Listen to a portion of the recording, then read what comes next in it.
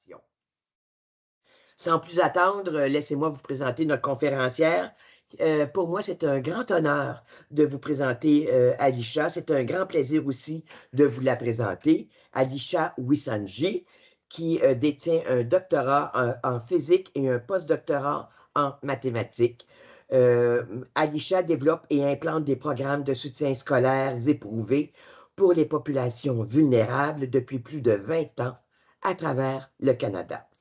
Enseignante et chercheuse passionnée au Cégep Marie-Victorin depuis 2014, Alisha fonde en 2015 l'École des Grands, un programme parascolaire de mentorat qui soutient la réussite éducative des élèves vulnérables au primaire et des collégiens à risque aussi.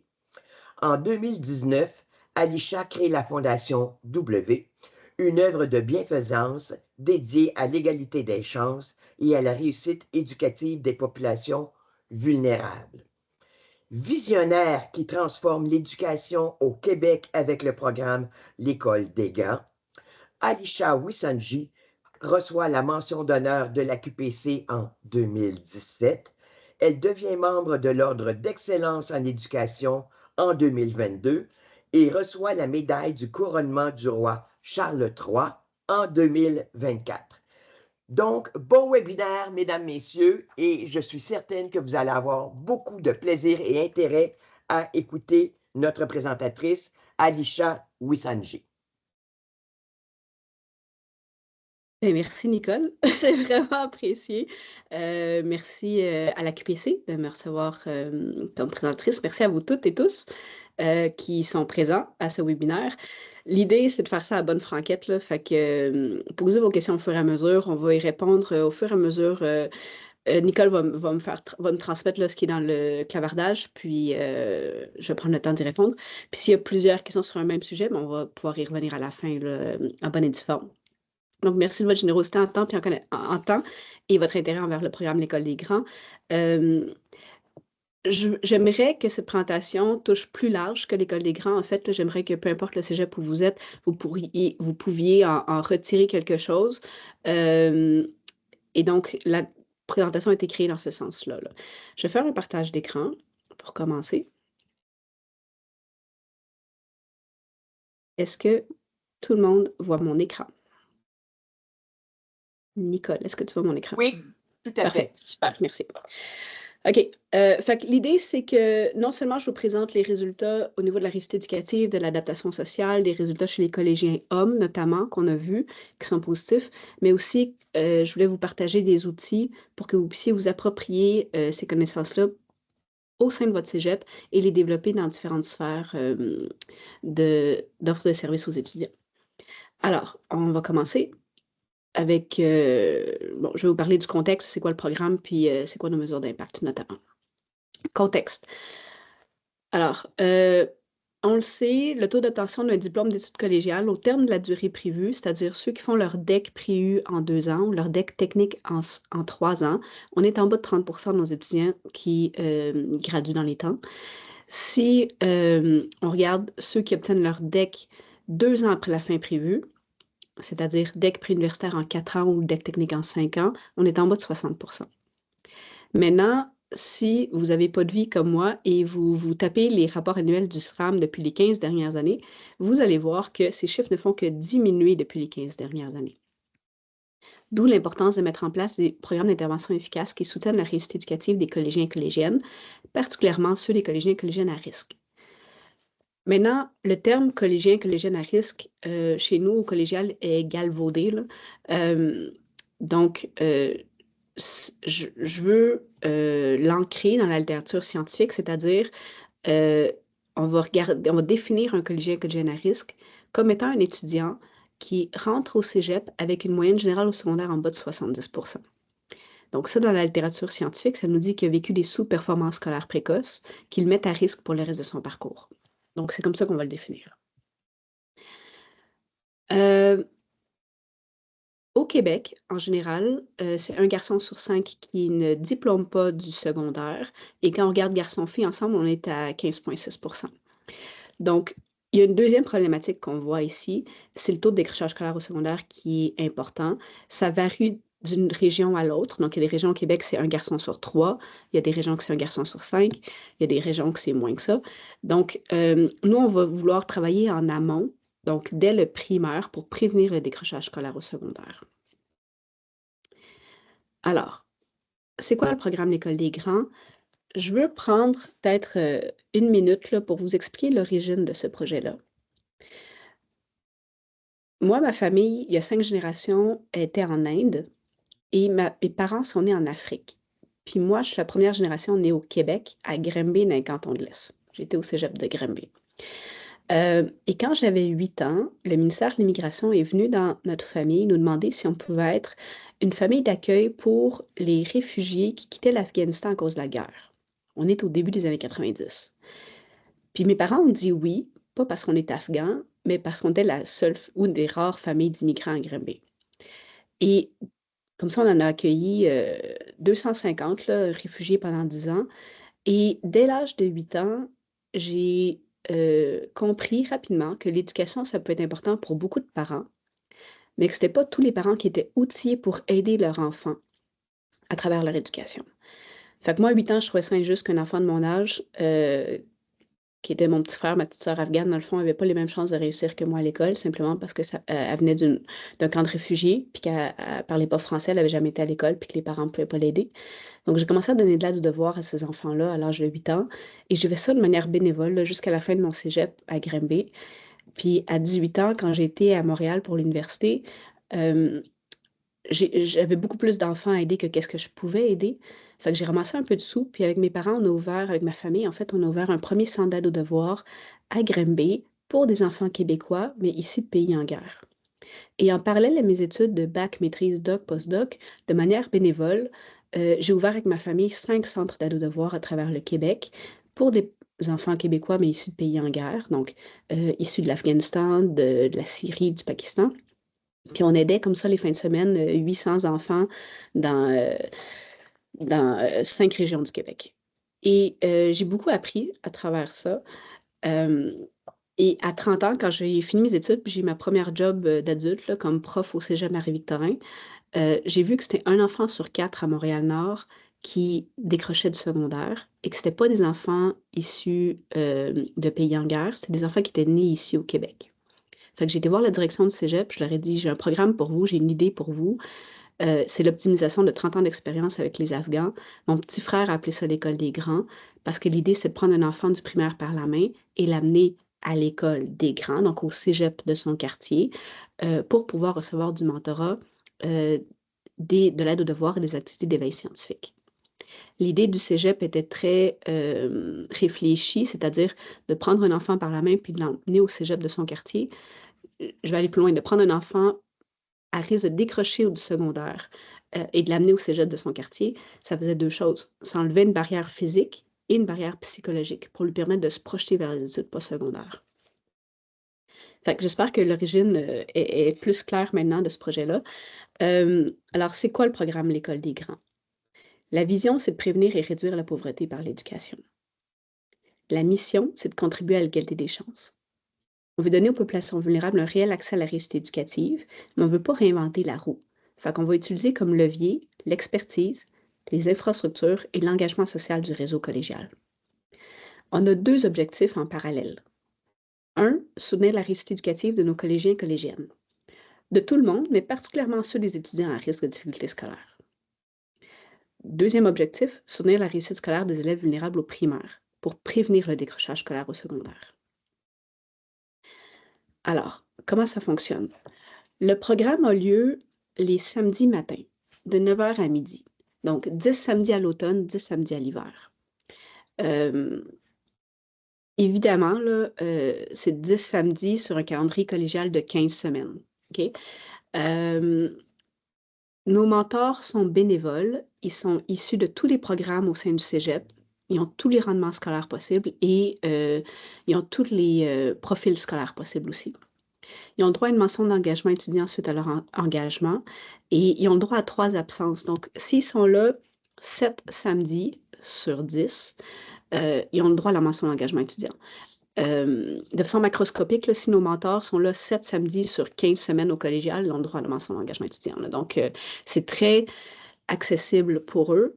Et je vais y revenir là, sur le recrutement des mentors, là, qui, je sais, pour plusieurs, ils voient ça comme une barrière, là, mais c'est la chose la plus facile de ce projet-là, en fait. Alors, comment Alyssa, ça j'ai une petite fonctionne? question pour moi. J'ai une petite Vas-y, question. vas-y, Tu vas-y. dis, je veux favoriser la réussite éducative des étudiants de cégep à risque. Est-ce à dire que tu vas chercher des étudiants à risque pour le projet de l'École des grands? Bonne question. Donc, on va chercher tout le monde. OK? Donc, il n'y a aucune barrière de recrutement à l'École des grands. Tout le monde est accepté. Puis, je vais revenir, mais il y aura 3 types de collégiens et collégiennes qui vont venir de l'avant à être mentors à l'École des grands. Mais c'est aussi une plateforme où les étudiants à risque sont les bienvenus. C'est-à-dire, tous ceux, notamment au tremplin DEC, là, tous ceux au SAID, là, donc à l'aide adaptée, tous ceux qui n'ont pas eu les notes pour être tuteurs au centre d'aide là, en français ou peu importe, là, on les veut. OK? Donc, ça se veut vraiment une plateforme où tout étudiant, peu importe son profil, peu importe son rendement scolaire, peut s'impliquer. On ne voulait pas que ce soit un programme élitiste, genre devoir maintenir une certaine moyenne comme un sport-études, admettons, pour pouvoir partie du programme. OK? On voulait vraiment que tout le monde puisse bénéficier des retombées d'un programme parascolaire. C'est-tu plus clair maintenant, Nicole? Tout à fait. Merci. Merci à toi pour la question. Fait que gênez-vous pas, là, poser les questions. Fait que, comment ça fonctionne? Les enfants arrivent devant l'école primaire le samedi matin vers 8h30. Le chargé de projet ou la chargée de projet du cégep les attend, les parents sont là. Ils embarquent tout le monde dans l'autobus et l'autobus amène tous ces gens-là pour 9h au cégep du quartier où ils sont attendus, les enfants, par des collégiens et collégiennes, encore une fois, de tous les programmes, tous les profils scolaires et tous les rendements scolaires. On va commencer la journée avec un petit déjeuner où les mentors et les enfants vont déjeuner ensemble parce que ça crée des liens d'attachement et on s'entend, on est en milieu défavorisé, donc les enfants, ils n'ont souvent pas mangé la veille. Il va y avoir 2 périodes de 40 minutes d'aide aux devoirs en français et en maths. Et après ça, il y aura une période de 40 minutes où les enfants et les mentors vont aller au laboratoire de sciences ou d'informatique, ça va alterner d'une semaine à l'autre, mettre leurs petites lunettes, les petits sarraux, puis faire des activités de sciences ou d'informatique, de programmation informatique. À midi, c'est fini. Les enfants repartent en autobus scolaire devant l'école primaire, les parents viennent les chercher et votre chargé de projet, qui est issu du cégep, va faire un debriefing avec les mentors pour les outils de manière pédagogique. À midi et demi, c'est fini parce que nos mentors, souvent à 13h, ils vont travailler. Bon. Je veux parler de 2 choses. Je veux parler du recrutement des mentors, du recrutement des enfants, mais aussi du chargé de projet. Recrutement des mentors, on l'a dit, c'est les mentors, c'est les collégiens et collégiennes de l'ensemble du cégep. Le recrutement est hyper facile. Là, tout ce programme-là est clé en main.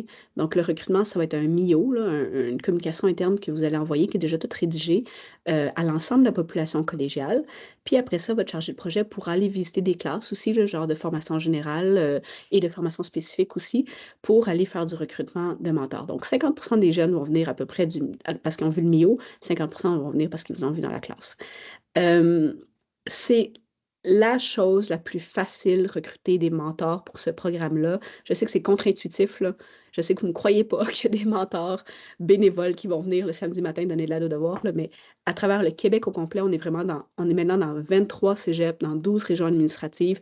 C'est ce que les chargés de projet nous disent. Ils nous disent toutes qu'ils ont eu peur du recrutement, puis ça a été la chose la plus facile. Pourquoi? Parce que je pense que c'est un programme qui répond aux valeurs d'engagement de nos collégiens et collégiennes. Ils veulent s'impliquer dans la communauté, ils veulent faire une différence, particulièrement dans le contexte actuel, et c'est une belle plateforme qui leur permet de le faire. Il y a 3 types de collégiens et collégiennes qui vont venir de l'avant par eux-mêmes s'inscrire comme mentors bénévoles à l'École des grands. Je vous les résume. Il y a ceux qui sont performants et qui veulent une mention d'engagement étudiant parce qu'ils veulent rentrer peut-être dans un programme contingental à l'université ou sur le marché du travail. Il y a ceux qui Bon, tout le monde va avoir la mention d'engagement, mais le deuxième groupe, c'est ceux qui veulent valider un choix professionnel.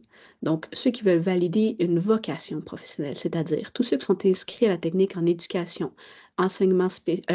technique d'éducation spécialisée, technique d'éducation à l'enfance, travail social, infirmiers, infirmières, policiers, policières, toutes ces techniques humaines-là, ceux qui ont fait les camps de jour, ils veulent valider ou invalider leur choix professionnel, ils vont venir de l'avant. C'est aussi un bel endroit pour leur permettre de faire des erreurs sans se sentir jugés ni évalués. Okay? Donc, en anglais, on dit que c'est un safe space, dans le fond. C'est un endroit sécuritaire pour s'épanouir et se découvrir. La troisième catégorie de collégiens et collégiennes qui va venir de l'avant s'inscrire comme mentor à l'École des grands, c'est souvent des jeunes qui viennent du quartier, qui ont eux-mêmes souvent vécu des difficultés scolaires, qui s'en sont sortis, qui sont rendus au cégep et qui veulent redonner à la communauté. Ils veulent faire une différence dans la vie d'un enfant. Donc, pour eux aussi, ça va être une belle plateforme pour s'impliquer. Et cette mixité de rendement scolaire ou de profil scolaire va faire en sorte que ça va tirer tout le monde vers le haut. Okay? Donc, ce n'est pas juste pour les étudiants en difficulté scolaire, mais ils sont les bienvenus à s'inscrire. Pour les élèves du primaire, nous, à la Fondation W, avec l'équipe du cégep, dans le fond, on aura identifié d'abord les centres de services scolaires avec une moyenne de décrochage scolaire supérieure à la moyenne québécoise. Au sein de ce centre de services scolaire-là, notre équipe aura identifié des écoles primaires près de votre cégep avec un indice de milieu socio-économique élevé. Je vous explique. Le ministère a donné une cote de 1 à 10 à toutes les écoles primaires et secondaires du Québec. À 1, vous êtes en milieu favorisé. 8, 9, 10, vous êtes considéré comme un milieu défavorisé. Donc, ce programme-là va viser exclusivement des écoles primaires avec une cote 8, 9, 10, donc milieu défavorisé. Au sein de ces écoles en milieu défavorisé, c'est les enseignantes et enseignants des élèves qui vont identifier les élèves qui pourraient participer à ce programme-là. Parce que c'est eux qui connaissent le dossier familial et les outils auxquels les enfants ont déjà accès. Le seul critère qu'on va donner à l'école primaire, c'est que ça doit être des enfants qui sont inscrits au régulier avec des moyennes entre 50 et 70 %. Je vous explique. Si l'enfant est plus faible que ça, si, admettons, il y a 30 %, il a besoin d'aide spécialisée, il a besoin d'orthopédagogue, puis nos collégiens ne peuvent pas se substituer à de l'aide spécialisée. Et si l'enfant est plus fort que ça, admettons, il y a 90 % et plus, il vient à l'école des grands, ce que nos mesures d'impact nous ont montré, c'est que à ce moment-là, c'est la motivation des collégiens qui diminue parce qu'ils ont l'impression qu'ils ne servent à rien. Fait que là où c'est gagnant-gagnant, là où les enfants du primaire vont augmenter leur réussite éducative et que les collégiens et collégiennes vont augmenter leur réussite éducative, c'est quand l'enfant a 50-70 % de moyenne générale. Ça va-tu pour ça? Y a-t-il des questions là-dessus? Nicole, Il n'y a je te pas de laisse. questions, mais c'est passionnant. Ah, merci. Fait que gênez-vous pas, là. OK. Ça, c'est le carré de sable, OK? Nous, à la Fondation W, on va apprendre à l'équipe du cégep à faire une crème glacée à vanille, essentiellement à faire un carré de sable, puis après ça, vous serez encouragés à mettre toutes vos couleurs locales, toutes vos pépites de chocolat, puis votre caramel, puis les bonbons sur la crème glacée à vanille pour l'adapter à votre réalité locale. Mais tout ce que je vous ai dit, c'est résumé dans ce tableau-là, c'est-à-dire le critère de sélection de l'école primaire, le critère de sélection des enfants. Bon, maximum 60 enfants. Pour un programme à pleine envergure, c'est 60 élèves au maximum, de primaire 1 à primaire 6, c'est-à-dire 10 élèves par niveau scolaire, parce que c'est ça qui rentre dans un autobus jaune. Okay? Puis ça coûte cher à l'école primaire un autobus jaune, c'est juste ça. Si vous commencez un programme première année, admettons, vous voulez faire un projet pilote, il n'y a absolument rien qui nous empêche de faire ça beaucoup plus petite envergure. Et ce qui va dicter la chose, ça va être votre nombre de mentors. Donc, c'est un ratio 2 pour 1 qu'on veut respecter. Donc, ça va être 30 mentors à l'automne, 30 mentors à l'hiver pour 60 élèves toute l'année scolaire. Donc, je reprends ça. Là. Les enfants du primaire sont inscrits toute l'année scolaire. Puis vos mentors, ils s'inscrivent pour une session à l'automne ou à l'hiver. S'ils veulent revenir, ils sont les bienvenus. On va refaire un recrutement. Donc, on vise 30 mentors à l'automne, 30 mentors à l'hiver. Si on commence projet pilote, admettons que vous me dites, moi, je suis dans un petit cégep, je pense que 10 mentors à l'automne, 10 mentors à l'hiver, c'est pérenne, on va y aller avec ça. Puis on va dire à l'école primaire, envoie-nous 20 enfants. Okay? Donc, il n'y a rien qui empêche de faire un programme beaucoup plus petite envergure. Pour le partir, pour s'approprier le projet, pour s'assurer que tous les partenaires sont confortables. Alors, voilà. Puis après ça, vous grossirez organiquement si vous le voulez. Là. Le seul critère de sélection des collégiens et collégiennes, ça va être la vérification d'empêchement criminel. Parce qu'ils vont être appelés à travailler avec des enfants vulnérables, mineurs. Donc ça, beaucoup de cégeps ont déjà un protocole établi dans le cadre de programmes techniques, donc on peut s'insérer là-dedans.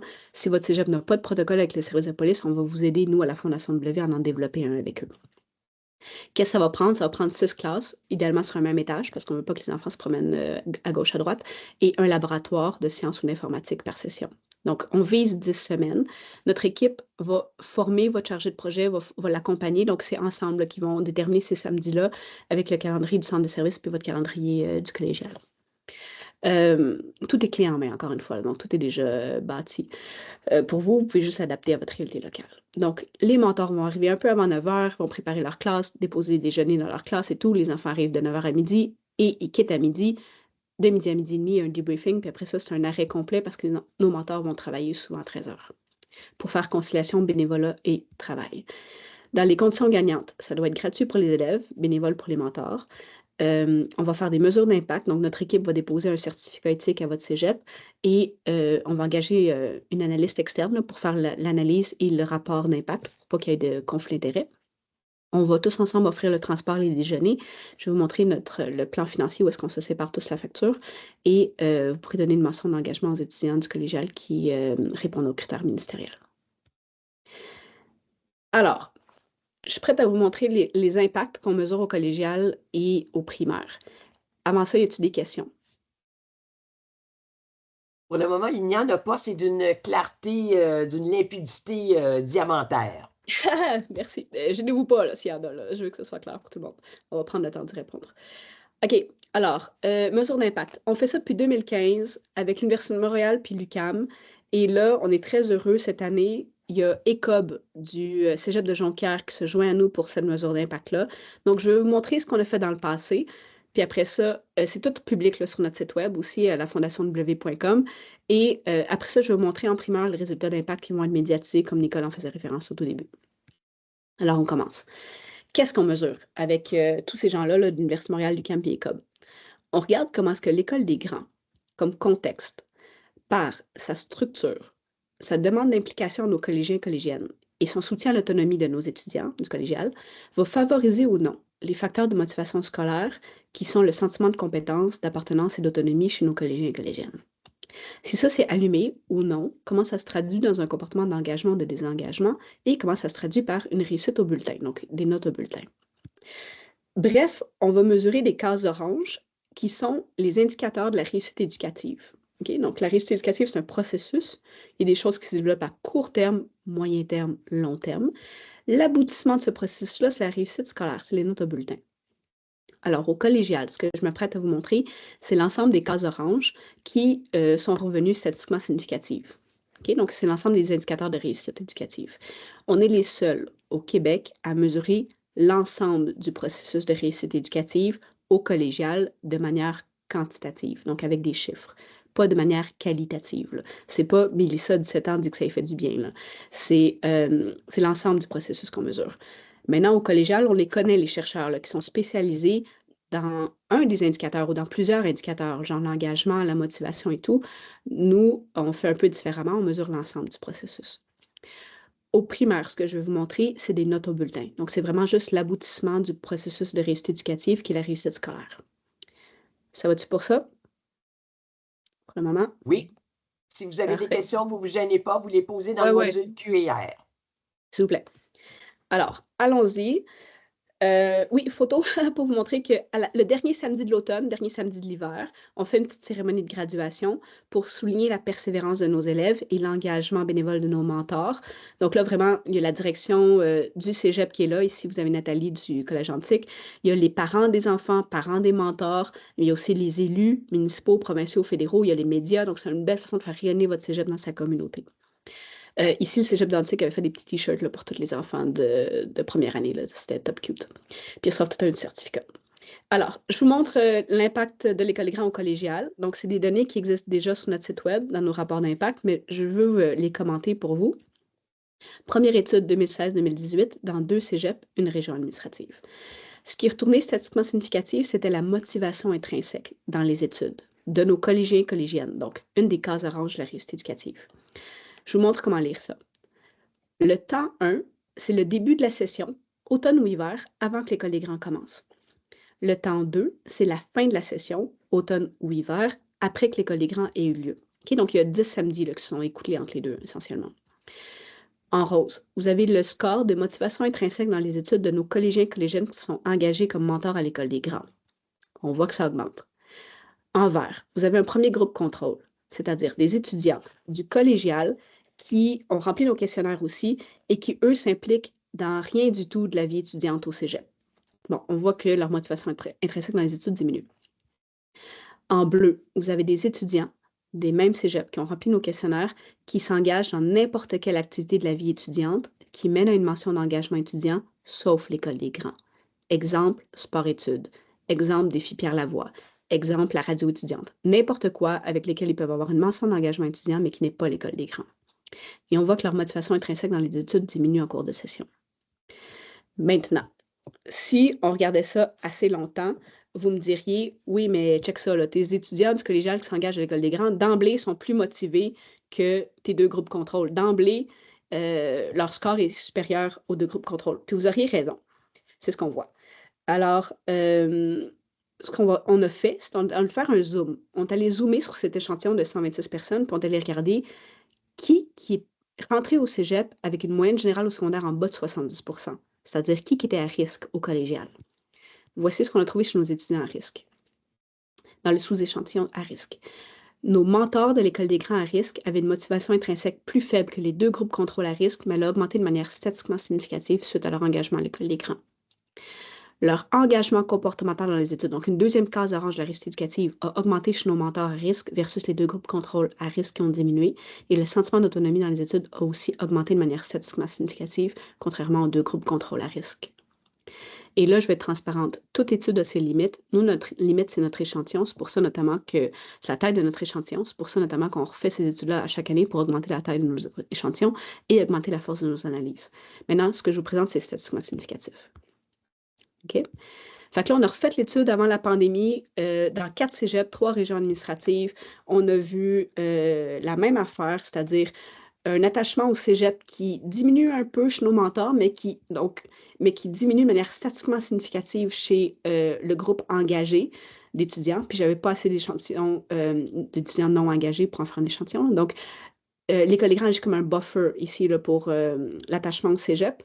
Et perception de compétences dans les études aussi a augmenté de manière marginalement significative chez nos étudiants mentors versus les étudiants engagés dans la vie étudiante. Voilà, fait que ça aide la réussite éducative, mais particulièrement des étudiants à risque. Et là, je vous présente en primeur les données qui vont être médiatisées. On vise fin mars, début avril, et c'est pour ça qu'on vous demande de ne pas partager cette présentation-là pour le moment. C'est 7 ans de données, c'est 2016 à 2023, moins 2 ans de pandémie, donc il y a 5 ans de données au total au collégial. Okay? Ça a été fait dans 7 cégeps, 5 régions administratives. Voici ce qu'on a trouvé. L'adaptation sociale, qui est une des cases oranges de la réussite éducative, un des indicateurs de réussite éducative, est retourné statistiquement significatif suite à notre étude. Donc, qu'est-ce qu'on voit?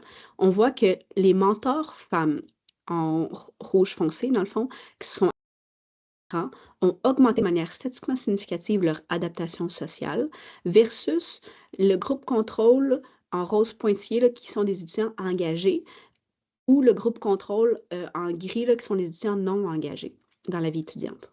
Okay? Donc, chez les femmes, ça a eu une incidence positive de participer à l'École des grands. Et on a vu la même chose chez les hommes au collégial. Donc, augmentation de l'adaptation sociale chez nos collégiens et collégiennes qui sont impliqués à l'École des grands versus quelque chose de non significatif chez le groupe contrôle engagé et quelque chose qui diminue chez le groupe d'étudiants, donc qui diminue chez les non engagés et qui est non significatif chez les étudiants engagés. Ça va-tu pour ça? Je vais vous expliquer dans un instant pourquoi ça fonctionne, cette affaire-là. Mais y a-t-il des questions à ce point-ci? Il y a une question, mais ça n'a pas plus sur le nombre d'étudiants qui participent. Fait qu'on pourra peut-être faire ça, en parler à la fin. Super. On a continué notre étude, là, puis on a vu des choses intéressantes chez les hommes. La motivation intrinsèque, je vous rappelle, c'est une case orange de la réussite éducative, est retournée marginalement significative. Donc, qu'est-ce qu'on voit? On voit qu'il y a eu un maintien de motivation intrinsèque chez les hommes qui ont participé comme mentors à l'École des grands et que chez nos deux groupes contrôle, il y a eu une diminution, dans le fond, de motivation intrinsèque. Perception de compétences à acquérir des connaissances chez les hommes. Chez les mentors, on voit une amélioration marginalement significative et quelque chose de non significatif chez nos deux groupes contrôle. Donc, chez les hommes, on a vu des indicateurs de réussite éducative retourner positifs suite à leur engagement à l'École des grands. On n'a pas vu rien de significatif chez les femmes. Okay? Donc, il n'y a aucun résultat significatif qui est sorti. Et la dernière case orange qui est retournée positive aussi chez les hommes, c'est leur sentiment d'autonomie. Chez nos mentors qui sont impliqués à l'École des grands, on a vu une augmentation marginalement significative versus quelque chose de non significatif chez nos deux groupes contrôle. Puis il n'y avait rien chez les femmes à ce niveau-là. Fait que ça aide les étudiants à risque, ça aide les hommes aussi, ce programme-là, au niveau de leur réussite éducative. Ça permet à nos collégiens et collégiennes de fermer leur cellulaire et de se faire des amis. Là. On voit l'adaptation sociale s'améliorer. Et ça a des retombées sur la santé mentale aussi. Fait que là, on s'est demandé pourquoi ça fonctionne, ce programme-là. On s'est demandé ça en 2019. Là. Puis voici ce qu'on a trouvé.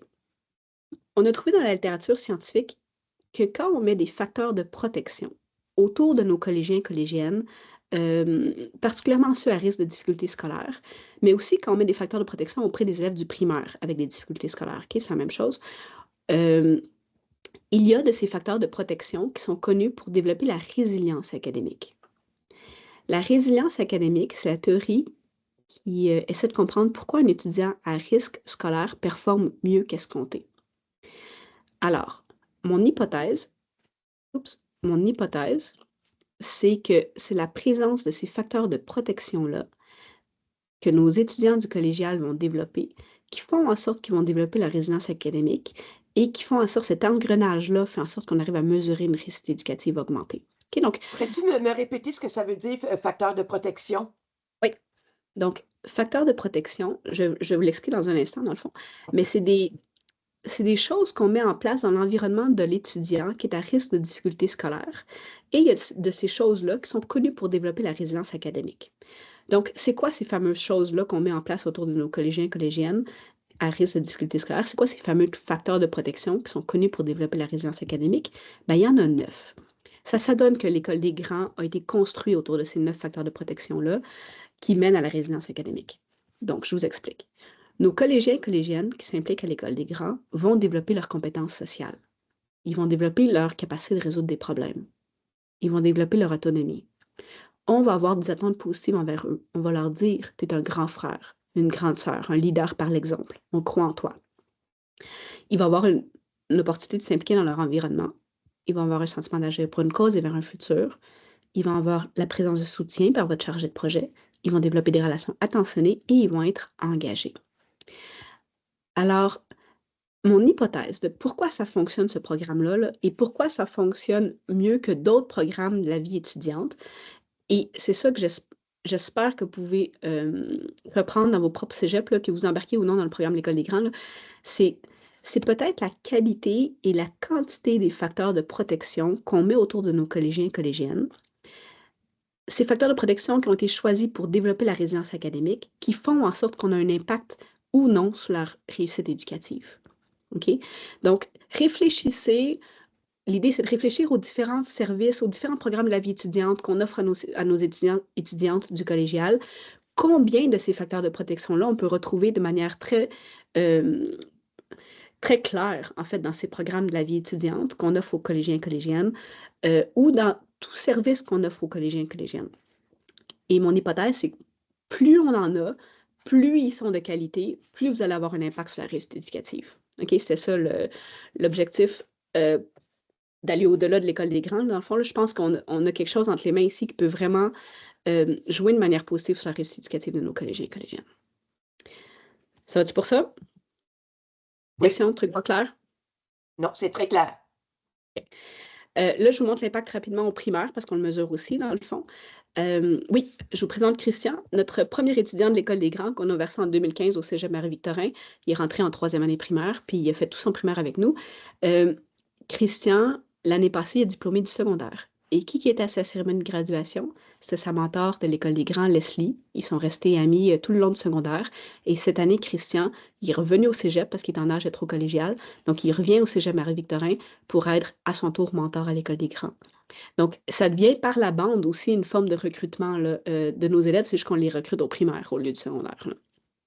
Et on voit ça chez la majorité des cégeps qui ont parti en 2015-2016. Notre cohorte d'élèves de l'École des grands est aujourd'hui en âge d'être au collégial, puis ils reviennent dans ces cégeps-là. Alors, je vous présente les mesures d'impact au primaire. Première étude 2015-2017 dans 2 commissions scolaires. Ce que vous voyez au premier temps, c'est des notes aux premières étapes dans le fond du bulletin, puis à la fin, c'est les notes en dernière étape du bulletin au cours d'une année scolaire. Ce qu'on voit en bleu, c'est nos participants de l'école des grands. En orange, c'est des élèves des mêmes groupes, en fait, même classe, même école, même groupe, même moyenne générale que nos participants à nous de l'école des grands, mais qui, eux, n'ont pas participé. Donc, en orange, c'est réellement un groupe contrôle. Okay? C'est des élèves de la classe qui auraient pu participer à l'école des grands, mais qui n'ont pas participé à l'école des grands. Donc, ce qu'on voit, c'est que nos élèves de l'école des grands s'améliorent en français, maths, sciences, que les élèves de la classe qui ont les mêmes moyennes générales que nos participants, mais qui, eux, n'ont pas participé à l'école des grands, diminuent leur note en sciences puis en maths. Ils augmentent en français, mais pas autant que nos élèves à nous. On a refait l'étude avant la pandémie dans 4 commissions scolaires. On a vu la même affaire, donc des notes en sciences qui augmentent chez nos participants de l'école des grands, des notes en sciences qui diminuent chez le groupe contrôle, des moyennes générales qui étaient très similaires à la base, qui se maintiennent grâce à l'école des grands, qui diminuent chez le groupe contrôle. Donc, ça aide les élèves du primaire aussi, là, qui ont une double vulnérabilité, je vous rappelle. Non seulement ils viennent de milieux défavorisés, mais en plus, ils ont vécu des sous-performances scolaires précoces. En plus, ils ont des moyennes entre 50 et 70 % puis sont à risque de décrocher au secondaire. Je vous présente en primeur nos résultats au primaire, dans le fond, 2016-2023. Sur un échantillon de 11 écoles primaires, 6 centres de services, 5 régions administratives, là, on voit que l'ensemble de l'échantillon diminue leur note en maths, mais que ceux qui ont participé à l'école des grands, qui sont en rouge foncé, ont diminué moins leur note en maths que le groupe contrôle. Puis on le voit particulièrement chez les garçons, où c'est statistiquement significatif. Ils partent avec pas mal les mêmes moyennes, là, mais l'école des grands diminue la chute des notes en mathématiques chez nos petits gars. Et chez les gars doublement vulnérables, donc vraiment ceux qui viennent, qui ont exactement des moyennes entre 50 et 70 %, là, qui n'ont pas un peu plus haut, un peu plus bas, là, mais qui ont des moyennes entre 50 et 70 %, qui sont venus à 60 % de nos activités, donc qui ont réellement été exposés au programme et qui viennent des écoles défavorisées, on voit que la chute de notes est vraiment réduite suite à leur participation à l'école des grands. Fait que ça aide les petits gars. Puis on sait que les petits gars, ils ont de la misère. Fait que c'est vraiment... ça aide tout le monde, ça aide les filles et les gars, mais ça aide particulièrement les petits garçons.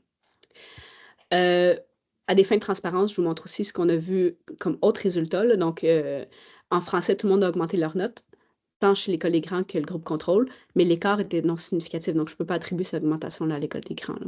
Puis on n'a pas vu rien de significatif chez les garçons. Même chose chez les filles vulnérables, vraiment celles avec 50-70 % exactement. Puis on ne peut pas attribuer ça à l'école des grands. Là. Tout le monde a augmenté leurs notes. Chez les gars, en sciences, on a vu quelque chose de non significatif chez notre groupe contrôle, mais une diminution marginalement significative chez le... C'est pas vrai. Non significative chez le groupe expérimental, donc nos participants à l'école des grands, mais une diminution marginalement significative chez le groupe contrôle, dans le fond. Donc, les tendances font en sorte que si vous participez à l'école des grands, vous pourriez augmenter vos notes ou les maintenir, alors que si vous participez à l'école des grands, vous diminuez vos notes. C'est clair, ça? Je m'excuse, je me suis trompée dans mes mots. Oui, mais pour moi, c'est très clair. Là, si les gens veulent des précisions, ne vous gênez pas, là, oui, bien sûr. gênez-vous Et pas. j'ai 2 questions pour toi, Alisha. Vas-y. OK. La première, je l'ai posée. Est-ce qu'il y a celle de Vincent Morin, là, combien d'étudiants compte le plus petit cégep impliqué, là, le plus petit nombre d'étudiants recrutés dans un petit cégep? Oui. À peu près 5-6 mentors, puis une quinzaine d'élèves du primaire. OK. Parfait. La deuxième question, c'est Valérie qui pose la question. Est-ce que vous avez des données sur les résultats scolaires des mentors collégiens au terme d'une session ou d'une année d'engagement? Très bonne question. On a essayé, c'était vraiment compliqué parce que nos étudiants viennent de tous les programmes, tous les profils, tous les rendements scolaires et toutes les années. Fait je pouvais pas comparer des pommes avec des pommes. J'avais comme tous les programmes que je pouvais comparer avec quoi. C'était extrêmement dur. J'ai ces données-là, mais je ne sais pas quoi faire avec pour le moment. Donc, ce vers quoi on va tendre dans les 5 prochaines années avec l'Université de Montréal, ECOB et l'UQAM, c'est de mesurer l'incidence de l'École des grands sur la diplomation collégiale. Et de mesurer l'incidence de l'École des grands sur la diplomation du secondaire des élèves du primaire qui participent à l'École des grands. Donc, vraiment, études longitudinales sur une dizaine d'années, dans le fond. Mais sur la réussite au collégial, tu sais, j'ai des coteurs qui augmentent, oui, mais qu'est-ce que ça veut dire une coteur qui augmente quand tu es dans un programme X versus un autre programme Y? Tu sais, donc, je ne pouvais rien comparer qui était comme sur le même pied de compréhension. Là. Fait que je ne fais rien avec ça pour le moment. J'espère que ça répond. Là, j'ai une petite question personnelle. Est-ce qu'on pourrait rendre accessible ton diaporama, mais en coupant les feuilles, les pages où il y a les résultats de 2016-2023? Oui, sans problème. OK, parfait. D'accord. OK? Tu peux continuer, excuse-moi. Je te l'enverrai sans problème, Nicole. Ah, ben je C'est peux une le bonne faire, idée. ça. C'est une bonne idée. OK. Alors, l'École des grands, on est un peu partout au Québec. On couvre 12 régions administratives. Les retombées du cégep, il y en a plusieurs. Donc, l'accroissement de l'engagement et du rayonnement du cégep dans sa communauté. C'est une belle plateforme qui permet de le faire ou de bonifier vos efforts actuels. Ça forme des citoyens engagés, ouverts d'esprit. Ça stimule l'engagement et la mobilisation de la communauté œuvrant au cégep. Ça augmente la réussite éducative et la résilience de nos propres étudiants. Et comme on l'a dit, ça devient une nouvelle forme de recrutement. Nous, ce qu'on fait à la Fondation W, on accompagne vous, le cégep, votre chargé de projet, les écoles primaires gratuitement. En fait, on développe tous les outils clés en main. Tout vous est remis clé en main gratuitement aussi. On vous donne une licence pour l'École des grandes gratuite aussi, qui est essentiellement la crème glacée à vanille. Là. On vous apprend à la faire. Puis après ça, on vous encourage à mettre toutes les pépites de chocolat dessus. On va faire votre mesure d'impact avec l'aide de consultants externes aussi. On va déposer les demandes de certificats éthiques dans chacun de vos cégeps. On va vous faire rayonner dans les médias aussi. Et on va voir le plan financier dans un instant, mais si jamais de manière ponctuelle, il y a un cégep qui a de la misère à payer les déjeuners puis le transport, on va le faire. Donc, l'année passée, on a donné 120 000 $ dans le réseau collégial pour soutenir les cégeps et les écoles primaires qui n'ont pas pu payer ça de manière ponctuelle. Alors, on est, comme je vous ai dit, dans 71 % des régions administratives du Québec, donc 12 régions sur 17. On est dans près de 50 % des cégeps du Québec. On couvre plus du tiers des centres de services scolaires. On dessert 33 écoles à l'heure actuelle. Et depuis la création du programme, on a aidé près de 4000 participants. Donc, c'est 1700 collégiens et collégiennes, puis 1945 élèves. Ça, c'est au Québec. On vient aussi d'ouvrir en Ontario francophone à l'Université d'Ottawa pour offrir un programme université versus école primaire. Là. Donc, voilà. Comment ça fonctionne, frais d'exploitation? Ça se veut un partage des coûts avec toute la communauté. Nous, on va absorber à la Fondation W la majorité des coûts, là, mais tout le monde va pitcher in, là, dans le fond, à faible coût pour que ce soit pérenne. Fait que je vous explique. L'école primaire, avec son centre de services scolaire, est responsable de payer le transport scolaire. OK? Si l'école est à moins d'1 kilomètre, on peut le marcher. Là. Donc, ce n'est pas un problème, ça devient gratuit à ce moment-là. Le cégep est responsable de payer le dîner pizza 2 fois par année, donc à l'automne et à l'hiver pour les cérémonies de graduation.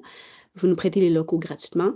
Vous allez libérer un chargé de projet, puis j'ai une diapo juste pour ça, la prochaine diapo. Là, si vous me permettez, il y a un menu chinois là, de ce qu'on peut faire dans le contexte des réductions budgétaires. Les mentors sont bénévoles et votre vérification d'empêchement criminel, on va développer un protocole avec la ville si vous n'en êtes pas déjà un. La Fondation W, nous, on va vous remettre tous les guides de formation des mentors, formation des chargés de projet, d'implantation, le guide pour la direction du cégep, le guide pour la direction de l'école primaire, tout ça, c'est clé en main. On va faire votre mesure d'impact, on va vous remettre les rapports pour votre cégep et pour l'ensemble du Québec, clé en main aussi. Et on va libérer une ressource pour accompagner votre équipe chargée de projet aussi tout le long de l'année. Votre chargé de projet va être responsable de lever des dons au sein de la communauté, dans le fond, pour le matériel orthopédagogique, les déjeuners puis la papeterie, mais on s'entend, on va le rediriger vers des partenaires de choix qui sont la coop du cégep, la cafétéria du cégep, la fondation du cégep, votre instance régionale de concertation pour la réussite éducative, votre IRC, et le pôle d'enseignement supérieur. Ça en paye des libérations, ces affaires-là. Donc, on va vous accompagner dans ces demandes-là aussi. Et là, dans le contexte des restrictions budgétaires au collégial, là, pour les chargés de projet, je vous ai développé un menu chinois des bonnes pratiques qu'on retrouve, des pratiques gagnantes là, qu'on retrouve à travers le réseau des cégeps qui offrent l'École des grands. Voici à quoi ça ressemble. Beaucoup de cégeps choisissent de donner une libération, .2 ETC, à un prof ou un professionnel, okay, pour porter ce projet-là. Bon, ça vaut à peu près 20 000 $. Il y a une option B aussi que je vois émerger dans beaucoup de cégeps, c'est une équipe chargée de projet. Donc là, ça fait partie de la tâche d'une CP ou d'un professionnel. Il y a peut-être une adjointe qui est libérée, dans laquelle ça fait partie de sa tâche, dans le fond, et il y a une libération à un prof qui est donnée à .1 ou .2 ETC. Il y a aussi une autre option qui est de donner un contrat forfaitaire à un prof ou un professionnel, dans le fond. Donc, on parle de 150 heures annuellement. Tout ça, c'est annuel, okay, ce que je vous présente là. À 30-40 $ de l'heure, on parle à peu près entre 4 500 et 6 000 $. Pour ceux qui ont parti ce projet-là pendant 1 an, 2 ans, que les partenaires se sont appropriés le projet et ça roule bien, je les vois transitionner vers un modèle option D ou E. C'est-à-dire, c'est toujours porté dans la tâche d'un professionnel, mais après ça, ils reprennent un étudiant ou une étudiante du cégep qui a été mentor et ils lui donnent un contrat forfaitaire pour que cette personne-là soit là les samedis, dans le fond. Et ce contrat-là peut soit être un contrat forfaitaire payé par le cégep ou à travers une subvention du pôle d'enseignement supérieur. Comme ça revient soit à 0 $, soit très peu cher pour le cégep, dans le fond, quand on met une étudiante en place le samedi matin. Étudiante ou étudiant. Alors qu'ici, à la base, dans les premières années, c'était le prof là, ou le professionnel qui était là sur le terrain là, le samedi matin. OK? Donc, c'est ça la différence. Il y a des projets pilotes qu'on est en train de faire avec certains cégeps pour qu'en parallèle au modèle de l'école d'écran actuelle, on puisse développer aussi une branche où c'est un milieu de stage ou un cours complémentaire. À ce moment-là, c'est la tâche du prof, puis ça vous coûte aussi 0 $. C'est ça l'école d'écran. Je vais prendre les questions, les trucs pas clairs. Quelle belle présentation, Alisha. Mon Dieu, que c'est beau, c'est inspirant. Oh mon Dieu, c'est absolument extraordinaire là, ce que tu as présenté. Puis je ne fais pas exprès là, pour mettre des fleurs. J'ai adoré ça. Il y a une dernière question. Comment avez-vous mesuré l'adaptation sociale chez les étudiants des cégeps? Bonne question. Donc, toutes ces cases oranges, l'adaptation sociale en fait partie là, des cases oranges ou des indicateurs de réussite éducative. C'est tous des questionnaires validés, créés par la titulaire de la chaire de recherche du Canada sur la réussite éducative à l'Université de Montréal, qui est Isabelle Archambault, qui a construit ces questionnaires-là. Donc, c'est des questionnaires auto-rapportés avec une échelle de Likert, c'est-à-dire que l'étudiant, il va avoir plusieurs questions là, qui vont se recouper, puis ça va être les réponses, ça va être, mettons, un peu, beaucoup, moyen, à l'infini. Puis après ça, c'est remis sur une échelle quantitative. Donc, tous ces indicateurs-là, que ce soit la motivation intrinsèque ou l'adaptation sociale, ça vient d'un questionnaire validé quantifié. OK, parfait. Donc, une échelle de Likert là, de 1 à 7, là, à peu près. Là, c'est ça, 1 à 5. 1 à 5, OK. Ouais. Écoute, Alisha, c'est parce qu'on a déjà passé notre temps, mais toutes les personnes qui étaient présentes au début sont encore présentes. Alors, c'est-à-dire que ta présentation a suscité de l'intérêt. Alors, si tu veux, à moins que tu veuilles le faire, je vais couper les bouts où il n'y a pas de résultats là, sensibles. C'est ce que je vais envoyer comme document aux participants. Je tiens à te remercier, bien sûr, infiniment. C'était clair, c'était intéressant. Et merci aussi aux participants. Je pense que vous avez été pas mal attentifs à cette présentation-là. Alors, merci. Au plaisir de te rencontrer, bien sûr, au colloque de la QPC, en espérant aussi que certains des participants à la présente rencontre aussi seront également présents au prochain colloque de la QPC. Alors, merci beaucoup, Alisha. Tu peux aller prendre une petite pause avant tes nombreuses activités. Merci tout le monde. Merci pour votre présence et votre écoute extrêmement attentive. On se dit à la prochaine, Alisha. Merci énormément. Merci tout le monde. Merci tout le monde. Au revoir. Au revoir.